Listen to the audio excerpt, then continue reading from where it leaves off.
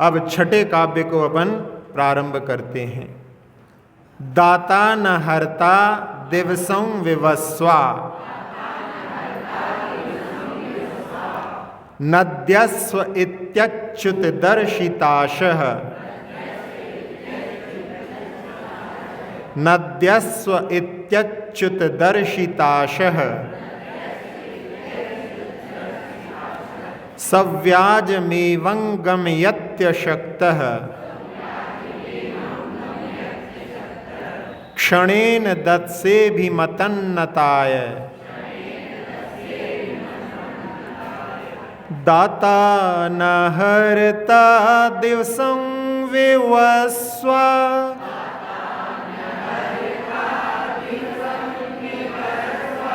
दाता न हर्ता दिवसं विवस्वा,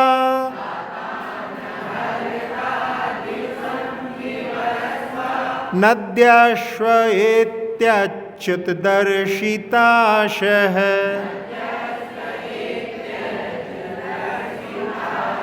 नद्यश्व इत्यच्युत दर्शिताशः, सव्याजमेवं गमयत्यशक्तः, सव्याजमेवं गमयत्यशक्तः, क्षणेन दत्सेऽभिमतन्नताय, क्षणेन दत्सेऽभिमतन्नताय,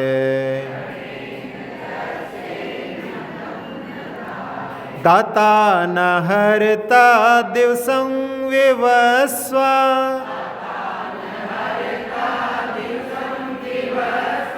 नद्यश्व इत्यच्युत दर्शिताशः,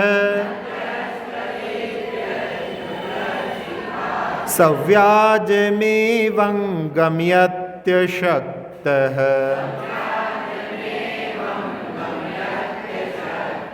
क्षणेन दत्सेऽभिमतन्नताय,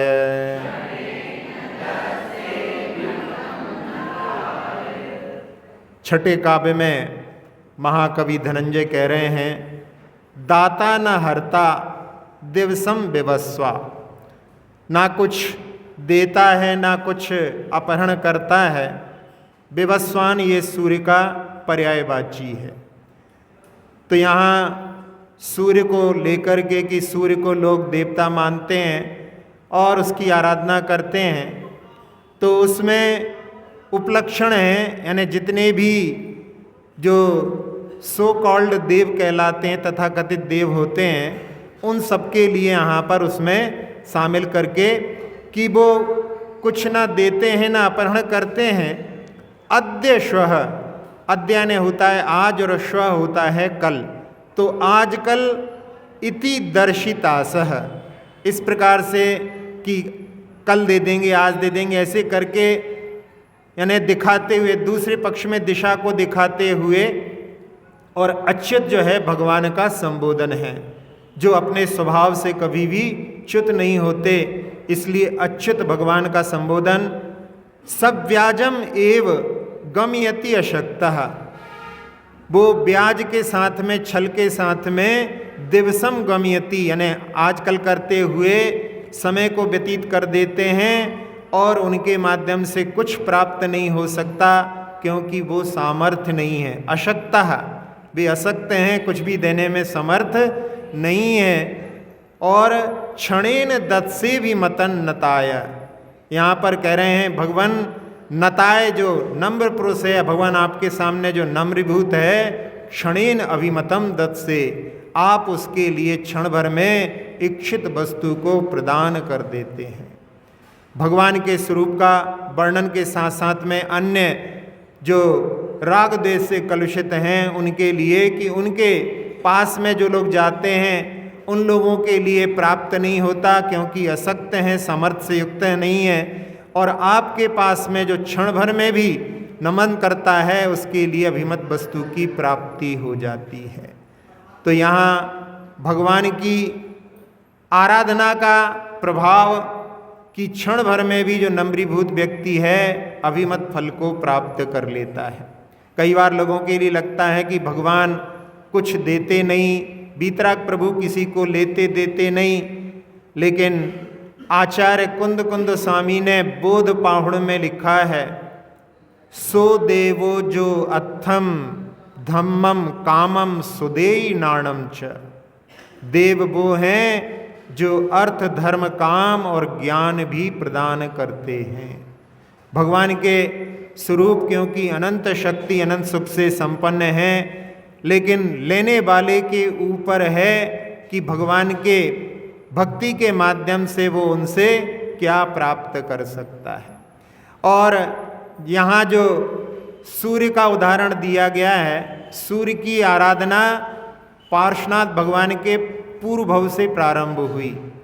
पार्श्वनाथ भगवान के पूर्व भव में उनका नाम आनंद राजा था, अयोध्या के राजा थे, और उन्होंने उस समय में सूर्य के समान एक जिनालय का निर्माण करवाया था, स्वर्णिम, सूर्य के जैसा दिखाई देता था। और उस समय में लोगों ने कि ये जो सूर्य की आराधना कर रहे हैं हम भी आराधना करेंगे, ऐसे करके जो है उस समय में सब जगह जो है सूर्य की आराधना का वो देख करके वहाँ सूर्य जैसा जिनालय कि उस सूर्य के बिंब में, सूर्य के जो मंडल है उसके अंदर बिंब हैं ज्योतिष मंडल में, उनकी ओर दृष्टि लोगों की नहीं गई, उसी को जो है आराधना का वो स्रोत मान लिया। तो इस प्रकार से यहाँ पर कि जैसे सूर्य होता है वो रोज रोज आता है, तो यहाँ पर उसकी आराधना करने वालों के लिए कि कुछ प्राप्त होगा, आजकल इस प्रकार से समय निकलता जाता है, लेकिन उनके माध्यम से कुछ भी प्राप्त नहीं हो सकता, क्योंकि वो असमर्थ हैं। लोक में कहाँ कहाँ जो है मनोतियों के लिए लोग पहुँच जाते हैं। एक बार एक कोई तापसी था, उसके पास में किसी ने गधा दान किया था, और वो कहीं बाहर तीर्थ यात्रा पर जा रहा था, तो अपने एक शिष्य को वो गधा सौंप करके चला गया। अब वहाँ जो उसके शिष्य ने सोचा कि हमारे गुरुजी ने दिया है, उनके द्वारा दिया हुआ है, तो उसकी बहुत सेवा करता। और जब उसकी आयु समाप्त हो गई तो उसने उसकी वहीं पर एक समाधि बना दी, वहीं उसको दफना करके समाधि बना दी। और उसके समाधि पर उसने हमारे गुरुजी का दिया हुआ है, तो उसने उसके ऊपर फूल चढ़ा दिए, और लोग निकले तो समझे कि कोई महान संत होगा, तो वहाँ पर आकर के मनोतियाँ का लंबी जो है वहाँ पर पंक्ति लगने लगी, और लोग कहने लगे कि हमारी मनोतियाँ पूर्ण भी हो रही हैं। गधे की मजार पर गधों की जो है मनोतियाँ पूर्ण होने लगी। तो ऐसे करके जो है वो बहुत धनाढ़ हो गया, खूब सारा उसने पैसा इकट्ठा कर लिया। और जब उसके गुरु लौट करके आए तो उसने कहा कि आप बहुत अच्छा गधा दे गए थे, उसकी समाधि से तो मेरे पूरी सारी समस्याएं दूर हो गई। तो गुरु कहने लगे तुमने जिसका जो लाभ लिया है, इसकी माँ की जब समाधि हुई थी उसका लाभ हमने लिया था। इसकी माँ भी जो है बहुत, जहाँ इसकी समाधि बनाई थी वहाँ पर भी बहुत सारे लोग जो आते थे, और उससे हमारा जीवन भी बहुत अच्छे से व्यतीत हुआ। यानी ये परंपरा से जो है बहुत अच्छी जो है गधों की परंपरा जो है यहाँ पर अपने लिए प्राप्त हुई, और बाहर जो है लोगों की, भक्तों की गधों की परंपरा अच्छी अपने लिए प्राप्त होती रहती है। ये बहुत पहुँचा हुआ गधा था, ऐसा कह करके वहाँ पर वो जो बात कह रहे हैं वो बता रहे हैं कि संसार में मिथ्या मान्यता में लोग कहाँ कहाँ जाने को तैयार हो जाते हैं। और होता क्या है उसमें, उसके बारे में एक बार पहले बताया था कि मास्टर जी ने बताया कि हमको कुछ भी याद नहीं होता। जब आप यदि पूछो कि पिछले बार जो आया हुआ था उसका नंबर भी याद नहीं है। याद आया आप लोगों को प्रसंग कि जहाँ पर उनके पास में कॉपियाँ चेक होने के लिए आती थीं, और बहुत सारे लोग सिफारिश के लिए पहुंच जाते थे। तो उनके मित्र ने पूछा कि तुम्हें कुछ याद नहीं होता था, इतने सारे लोग नंबर बता के गए और तुमने किसी का नोट किया नहीं, फिर कैसे तुम उन लोगों के लिए पास कर देते हो? तो उसने कहा कि हम किसी को पास नहीं करते, वो लिखता है तो स्वयं अपने आप को पास करा लेता है, लेकिन फिर भी बहुत सारे लोग जो है हमारे पास में मिठाई का डिब्बा लेकर के आ जाते हैं और कहने लगते हैं कि धन्य हो गुरुजी, आपने हमारे बच्चे को पास कर दिया। बस ऐसा ही होता है, वहाँ पर जो लोग जाते हैं उनका पल्ले का पुण्य रहता है और कहने के लिए कह देते हैं कि वो गधे की मजार से हमारा काम हो गया। ऐसी जो है जो मानसिकता, जो दुर्बल मानसिकता का लाभ लेने वाले संसार में बहुत सारे तथाकथित दरबार चलते हैं। कैसी उनकी प्रक्रिया रहती है, कहते हैं कि वो भविष्य बता देते हैं, मालूम नहीं जिस स्टेशन पर उतरते हो वहाँ से कई लोग पीछे लग जाते हैं, सारी जानकारी निकाल लेते हैं और बाद में कहते हैं कि अरे वो तो उनके पास में वो अपने आप बुला करके कि ये ऐसा है वो ऐसा है। ऐसे बेवकूफ़ बनाने वालों के खूब चल रही है और लोग जो है उनकी गुणगान भी करते रहते हैं। भूल जाते हैं कि जो समीचीन नहीं है वहाँ पर समीचीनता के दर्शन हो रहे हैं, तो जरूर कुछ ना कुछ जाल होना चाहिए। एक बार एक ज्योतिषी ने बताया कि हम कैसे लोगों को बेवकूफ़ बनाते हैं।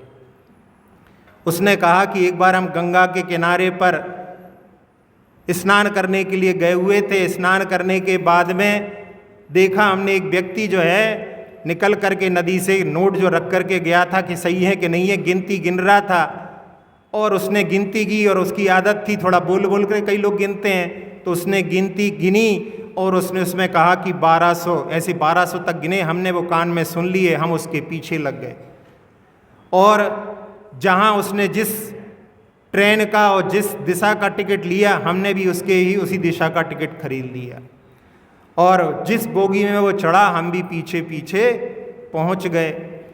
और हमारी वेशभूषा तो ज्योतिषियों जैसी थी, टीका लगाए हुए हैं और पूरी जो है चोगा वगैरह भी उसी प्रकार का था।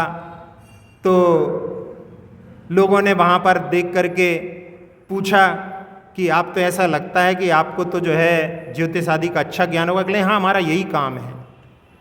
और उसके बाद में वो जो है व्यक्ति जो बैठा हुआ था जिसके रुपए गिने थे वो कहले अरे भैया ऐसे बहुत से ज्योतिष फिरते रहते हैं, बेवकूफ़ बनाते हैं। तो उसने कहा कि हम तुम्हारी जेब में कितने पैसे हैं ये भी बता सकते हैं। तो वो कहने लगा कि यदि तुम मेरे पैसे बता दो तो मैं जो है तुम्हारे लिए 100 रुपये इनाम दूंगा। और उसने कहा इसमें कौन सी बड़ी बात है। उसने बैग जो ऊपर रखा था ऊपर से नीचे उतारा, कागज़ निकाला, वो चौकोर जो बनाते हैं खाने वगैरह बनाए और उसमें थोड़ा बहुत सोच करके कि इसमें इस उंगली पर, इसमें से किसी पर उंगली रखो अपनी, और उसने उंगली रखी और उससे कह दिया कि इसमें 1200 रुपये। अरे वो तो जो है खड़ा होकर के पैर पड़ने लगा, अरे ऐसा तो ज्योतिष आज तक हमारे लिए नहीं मिला है, आप कहाँ जा रहे हो? उन्होंने बताया यहाँ तक जा रहे हैं। अरे नहीं नहीं आप तो हमारे साथ चलो हमारे गांव में, और हम बता रहे हैं आपके लिए, आपकी जो है वहाँ पर खूब दुकान चलेगी। और उन्होंने बाद में बताया कि वो हमें अपने साथ में टिकट भी उसने करवाया आगे का, 1 महीने तक हम उसके गांव में रहे और हम वहाँ से लौटे तो 10,000 रुपये कमा करके लौटे। तो ऐसी जो है मानसिकता का जो है उपयोग करके लोग फायदा उठाने का कार्य करते हैं। इसलिए कभी भी भ्रमित नहीं होना चाहिए। कई बार तो जो है हमसे भी आकर के कहने लगते हैं कि महाराज वहाँ पे जो है वो ऐसा ऐसा बता देता है। सोचते नहीं है कि कहाँ पर अपने को कैसी बात करना चाहिए। लेकिन ये मिथ्यात्व का अंधकार सारे संसार में फैला हुआ है। इसके कारण में व्यक्ति जो है कहीं भी अपने सिर को टेकने के लिए तैयार हो जाता है। और यहाँ वीतराग प्रभु के पास में जिनकी सच्ची आस्था होती है और उनके नमन में भी जो है चमत्कार हो जाता है। एक बार भी नमन करते हैं तो ऐसे फल को प्राप्त कर लेते हैं जिसको देख करके लोग दंग रह जाते हैं। आचार्य ज्ञान सागर जी महाराज कहीं चातुर्मास चल रहा था और उस समय में विद्याधर जी भी वहाँ पर ब्रह्मचारी के रूप में विद्याधरी थे और एक और ब्रह्मचारी थे। जब वो भोजन करके लौट करके आए तो लोगों ने कहा कि ये लोग रुके हुए हैं, इससे बरसात नहीं हो रही है। ऐसा जो है लोगों ने उनके ऊपर आक्षेप किया। ब्रह्मचारी लोगों ने सुना और जाकर के ज्ञान सागर जी को बताया कि हम वहाँ से आ रहे थे, वहाँ के लोग बोल रहे थे कि आप लोगों के कारण में जो यहाँ पर बरसात नहीं हो रही। अरे कहले इसमें कौन सी बड़ी बात है, हमारी बात क्या है, तुम यदि चाहो तो यहाँ पे इसमें बैठ जाओ चौक में और 1 घंटे तक णमुकार मंत्र का पाठ करो, देखो बरसात होती है कि नहीं होती है।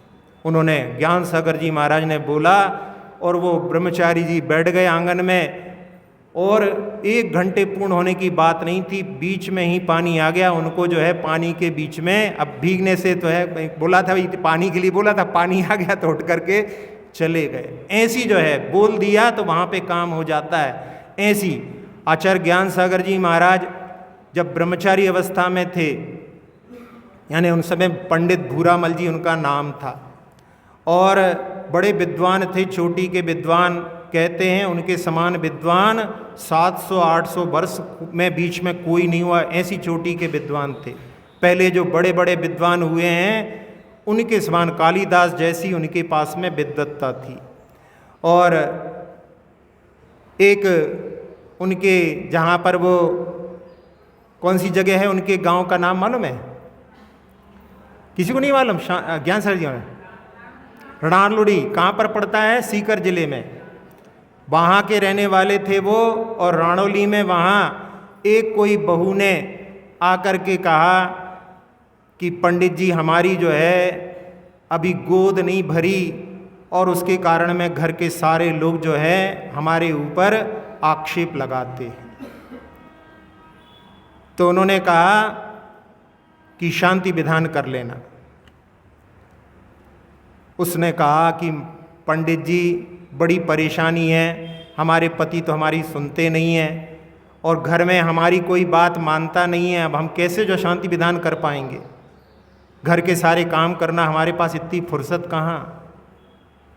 पंडित जी ने कहा कि चिंता मत करो, तुम जाओ, और उससे बोल दिया, और उन्होंने स्वयं उसके लिए शांति विधान किया। और जिस कामना के लिए वो लेकर के आई थी और उसकी कामना पूर्ण हो गई, वो गर्भवती हो गई, संतान उत्पन्न हो गई। संतान उत्पन्न होने के थोड़े दिनों के बाद में फिर आई और फिर कहने लगी कि पंडित जी ये जो संतान उत्पन्न हुई है ना हंसती है ना रोती है, वो बिल्कुल ना तो दुग्ध का पान करने में कोई इसका उत्साह है, कैसे इसका वर्धन होगा, बड़ी चिंता है। और घर के सारे लोग वहाँ पर इसको जब ऐसा है हंसता मुस्कुराता नहीं है तो कोई उसको खिलाते नहीं है, ऐसे में इसका जो है कैसे पालन पोषण होगा। फिर उनके मुख से निकला कि जाओ शांति विधान कर लेना। फिर उसने कहा कि हमने पिछली बार भी आपसे कहा था, तो फिर उन्होंने कह दिया कि कोई चिंता मत करो, जाओ। और उन्होंने फिर शांतिनाथ भगवान का विधान किया, और उसके बाद में गंधोदक उसके घर में पहले भी पहुंचाया था, इस बार भी पहुंचाया। और उसके 2-4 दिन बाद में आने के बाद में फिर उसने कहा कि आपकी आराधना से सब कुशल हो गया। अब आप लोगों को लगेगा कि ऐसी आस्था उनकी जो है शांतिनाथ भगवान और उस विधान के प्रति उनकी थी। और जैसा कहा जाता है, कई बार जो है किसी एक पुस्तक में लिखा था कि आचार्य ज्ञान सागर जी में और आचार्य विद्यासागर जी में भी दोनों में बहुत सारी समानताओं को जो है उसमें ढूंढा था। उस समानता की दृष्टि से अपन देखें तो आचार्य श्री में भी इसी प्रकार की समानता का एक उदाहरण हम आपको सुनाते हैं कि जब आचार्य श्री बुंदेलखंड में कहीं पर थे और वहाँ पर एक सरदार अपनी पत्नी के साथ में आया, और उसने भी वही, जहाँ पर वो बहू आई थी वही मांग उसने की, और उस समय में कि हम तो आपके ही भरोसे हैं, आपकी ही शरण हैं, और ऐसा कह कर के वो जो कुछ श्रीफल आदि किसी ने बोला होगा वो आचार्य श्री के चरणों में चढ़ा गया, और उसकी भी मांग पूर्ण हो गई।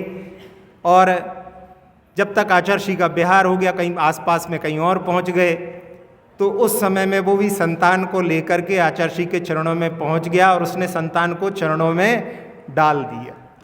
और जो उस बहू ने कहा था वैसा ही ये कह रहा है यहाँ पे कि ये कैसी आपने संतान दी है, इससे अच्छा तो आप ही ले लो। आचार्य श्री से बोल रहा है कि ये ना तो हंसता है, ना रोता है, ना दूध पीता है, इसको आप अच्छे से आशीर्वाद दे दो, ठीक हो जाए, नहीं तो इसी को आप ही ले लो, ऐसा उसने कहा। और आचार्य जी ने उस समय में उसकी परेशानी को देख करके दोनों हाथ उठा करके आशीर्वाद दिया, और थोड़े दिनों बाद में फिर वो आकर के कहने लगा कि उनकी आशीष से सब कुछ ठीक हो गया। तो ऐसी यहाँ पर जो है श्रद्धा के साथ में कोई यदि नमन करता है तो क्षणेन दत्त से भगवान के लिए कहा जा रहा है। भगवान की बात क्या, जहाँ पर योगियों के माध्यम से भी इस प्रकार का कार्य हो जाता है, तो भगवान के प्रति आस्था रख करके अपने लिए इधर उधर कभी मन में जाने का भाव भी हो तो अपने लिए अपने भगवान के प्रति ऐसी आस्था होनी चाहिए कि जो कभी भी टूटे नहीं।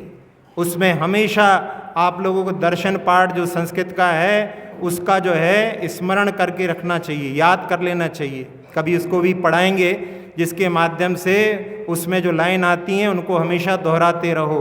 अन्यथा शरणम नास्ति त्वमेव शरणम मम तस्मात् कारुण्य भावेन रक्ष रक्ष जिनेश्वरा। ऐसे भावों से कि भगवान इस संसार में आपके अलावा और कोई शरण नहीं है, आप ही शरण हो, आप ही हमारी रक्षा करो। ऐसे भावों से एक जगह समर्पित होगे तो कार्य होगा। और जो कहा जाता है कि कई नावों में चढ़ने वाला जो है कभी भी पार नहीं हो पाता, इसलिए अपने लिए बीतराग प्रभु का सानिध्य मिला है, तो इसलिए अपने लिए अपनी आस्था को ऐसी अडिग बना करके चलना चाहिए कि कभी भी जो है मन में क्या स्वप्न में भी ऐसे भाव ना आए। अतिमव्य दक्षिण में एक दान चिंतामणि नाम से एक प्रसिद्ध हुई है महिला, जो सेनापति की पत्नी थी। वीर नागदेव वहाँ पर जैन सेनापति थे, और मालवा के परमार जो राजा थे उन्होंने कर्नाटक में वहाँ पर आक्रमण किया। दूसरे के राज्य में उनके राज्य को प्राप्त करने के लिए आक्रमण किया, और उन्होंने वहाँ पर मुंह तोड़ जवाब दिया और उनको खदेड़ दिया, पीछे वापस जाना पड़ा। और जब वो वापस हो रहे थे उस समय में पीछे पीछे वीर नागदेव सेनापति और वहाँ पर सत्याश्रय नाम के उनके युवराज राजा के जो पुत्र थे, दोनों एक टुकड़ी को लेकर के उनके पीछे जो खदेड़ा था उनके पीछे पीछे वो मालवा में अंदर आ गए। और जब वापस लौटने लगे तो यहाँ के जो मालवा के थे परमार, उनके जो है सैनिक उनके पीछे चले गए। अब उनके राज में गए तो फिर स्वाभाविक है वहाँ पर उनकी सेना थी। और इधर मौसम परिवर्तित हुआ, भयानक बरसात हुई, और उस समय में गोदावरी नदी जो पड़ती थी वो उफान पर आ गई। सारे लोग वहाँ पर बेचैन थे कि अभी लौट करके आएंगे, और नदी बीच में चढ़ी हुई है। पीछे जो है गुप्तचरों से पता पड़ गया था कि शत्रु की सेना भी पीछे लगी हुई है, अब कैसे जो है रक्षण हो सकता है। और उस समय में नदी के पास में ही शिविर लगा हुआ था। वहाँ पर राजा और सेनापति के पिता जो पहले सेनापति थे वो सब लोग वहाँ पर शिविर में रुके हुए थे, और सब चिंता में थे, क्योंकि ये प्रकृति का जो प्रकोप है इस पर विजय प्राप्त करना बहुत मुश्किल है। और उस समय में अतिमव्य जो कि सेनापति की पत्नी थी, वो अपने शिविर से निकली, और उसको जब निकलते हुए देखा तो सभी लोग वहाँ पर चिंतित थे, तो सब लोग उसको देखने लगे, और वो गोदावरी की ओर बढ़ने लगी। और गोदावरी के तट पर पहुँच करके उसने वहाँ पर भगवान को स्मरण करके और उस समय में अपने शब्दों से मुखर होकर के वहाँ पर स्पष्ट ध्वनि करते हुए कहा कि यदि जिनेंद्र भगवान के प्रति हमारे मन में सच्ची श्रद्धा है और मैंने अपने जीवन में शील व्रत का पालन किया है, तो हे गोदावरी मैं तुम्हें आज्ञा देती हूँ कि तुम अपने रूप को परिवर्तित करो। और लोग वहाँ पर सारे तट पर लोग खड़े होकर के देख रहे थे कि जो अभी बहाव तूफान जैसा बह रहा था वो वहाँ पर थोड़ी ही देर में एकदम बिल्कुल परिवर्तित हो गया, और वो सौम्य रूप में यानी बिल्कुल एकदम नीचे आ गई है। और उस तरफ से वो लोग आ रहे थे, और सारे के सारे लोग सहजता से उस नदी को पार करके इस ओर आए, और जैसे ही इस ओर आए और फिर उस नदी ने अपना रौद्र रूप धारण कर लिया। ये शिलालेख में अंकित है। शिलालेख जो बनते हैं ये प्राचीन शिलालेख में अंकित है। और एक यही नहीं, इसके 100 वर्ष के बाद में 100 वर्ष के बाद में होयसल राजा वहाँ पर हुए, होयसल वंश में राजा हुए, जिसमें महापट्ट देवी शांतला उनकी बहू थी। उस वंश में, ये दूसरा वंश था, वो दूसरा वंश था, उस वंश में महापट्ट देवी शांतला थी, उनके मंत्री थे। और उन मंत्री के साथ में भी ऐसी ही घटना वहाँ पर घटी कि उनकी सेना कावेरी नदी, जो तमिलनाडु के पास में रास्ते में पड़ती है, कर्नाटक और तमिलनाडु के बॉर्डर पे, वहाँ पर कावेरी नदी के सामने जो है सारी सेना फंस चुकी थी। पीछे जो है शत्रु की सेना थी, पूरी की पूरी सेना उस समय थी। तो उन समय उनके जो मंत्री थे उन्होंने 100 वर्ष के बाद में अतिमब्बे का उदाहरण, यानी अतिमब्बे को वहाँ पर के अतिमब्बे ने भगवान की आराधना करके जिस प्रकार से उसको वहाँ पर आदेश दिया था, तब उन्होंने कहते हैं कावेरी का भी रूप वहाँ पर परिवर्तित हुआ था और इसका भी शिलालेख मिलता है। ये इतिहास की पुस्तक में हमने पढ़ा है। तो इसके माध्यम से भगवान की भक्ति करने से क्षण भर में भी अभिमत फल की प्राप्ति हो सकती है, बशर्ते अपनी श्रद्धा एक में हो। इधर उधर भटकने वाली श्रद्धा कभी भी श्रद्धा नहीं कहला सकती। इसलिए यहाँ पर कहा कि भगवान जो इधर उधर भटकते हैं और वहाँ पर सोचते हैं हमारे लिए कुछ प्राप्त होगा, वहाँ पर कुछ भी प्राप्त नहीं हो सकता, क्योंकि भगवान वो उन लोगों के पास में वैसी सामर्थ्य नहीं है, बल्कि तो कईयों का तो स्वरूप ही वहाँ पर देखा जाए तो सारा काल्पनिक है, सब कल्पनाओं से गढ़ा हुआ स्वरूप है। वहाँ पर क्या प्राप्त हो सकता है। और जहाँ जिन्होंने अपनी आराधना के माध्यम से अपने कर्मों को नष्ट करके अनंत शक्ति अनंत सुख को प्राप्त किया है, उनके पास में जो भगवान आराधना करते हैं, क्षणेन दत्त से अभिमतम नताय, उनके लिए क्षण भर में अभिमत फल की प्राप्ति होती है। इसमें कोई आश्चर्य वाली बात नहीं है। दाता न हरता दिवसं विवस्वा,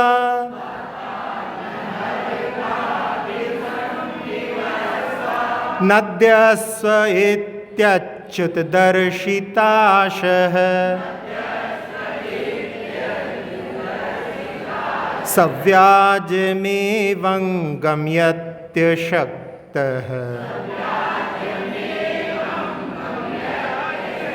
क्षणेन दत्सेऽभिमतन्नताय।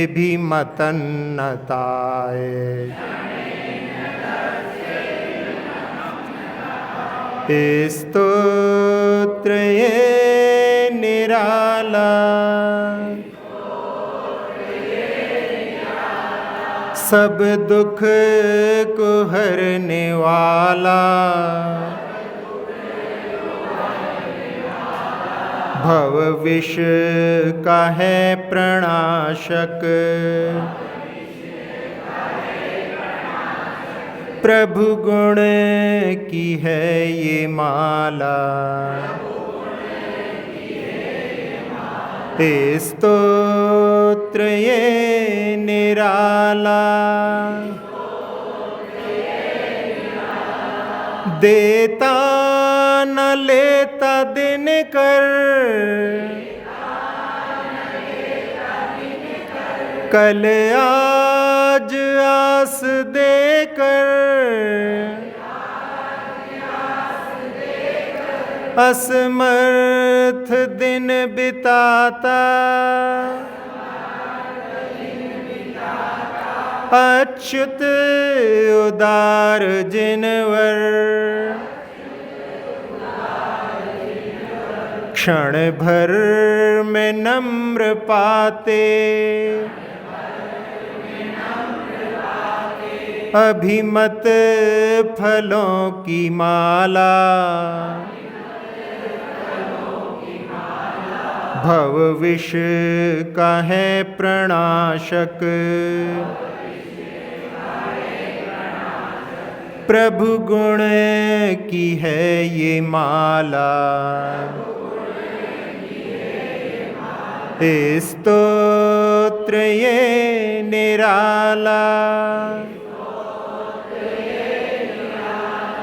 अक्षर पद मात्रा से दूषित वचन अगर ममहीन रहे, और प्रमाद कषाय के वश में सम्यक अर्थ विलीन किए। जिन वाणी माता मेरी उन सब त्रुटियों को क्षमा करें, दें आशीष शीघ्र हम सबको केवल लब्धि रमा मिले।